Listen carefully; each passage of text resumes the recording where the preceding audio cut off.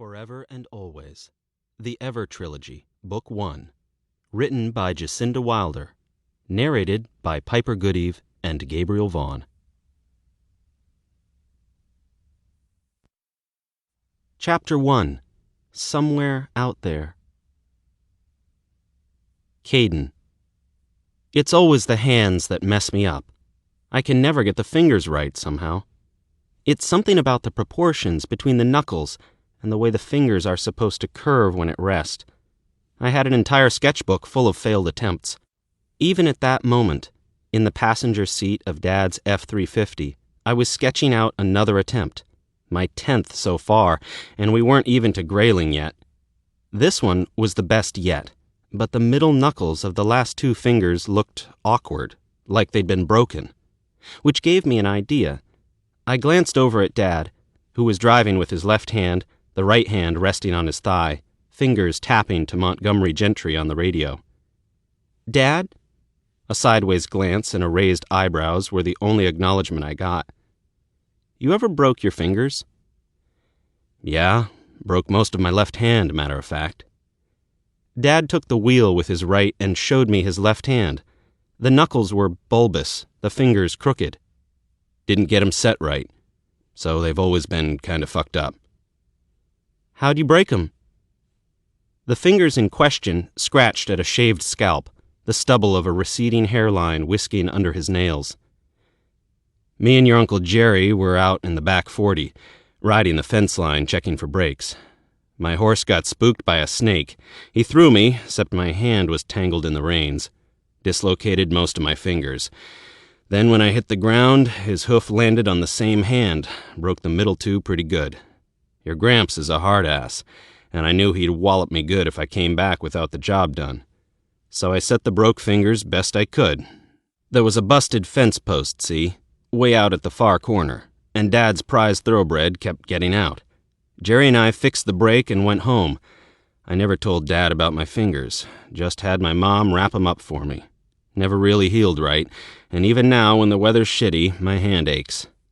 I'd heard the stories of my father's childhood growing up on the Wyoming horse ranch that had been in the Monroe family for several generations. Every summer of my entire life had been spent on that ranch, riding and roping and tagging and birthing and breaking. Gramps didn't accept excuses and didn't tolerate weakness or mistakes, and I could only begin to imagine what it had been like growing up with Connor Monroe as a father.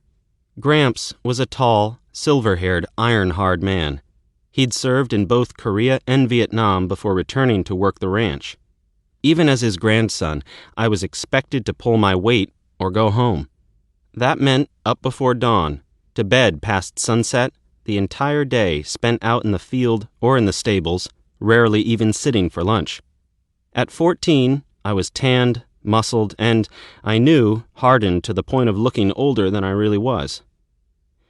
Dad had been the first Monroe son to pursue a career away from the ranch, which had caused a decades-long rift between him and Gramps, leaving Uncle Jerry to take over running the ranch as Gramps got older.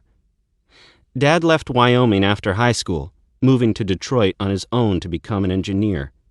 He'd started on the floor of a Ford plant, assembling truck frames and attending night school until he'd completed his degree. And eventually, he'd been promoted to the engineering department, where he'd worked for the last 20 years.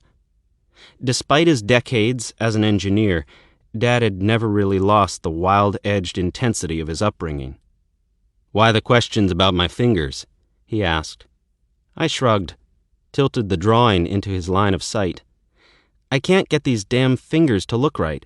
The last two look messed up, and I can't fix it, so I thought I'd make 'em look broken on purpose." Dad glanced at the drawing and then nodded. "Good plan. The relationship between your angles and curves is off, is your problem. I'm more of a draftsman than an artist, but that's my 2 cents.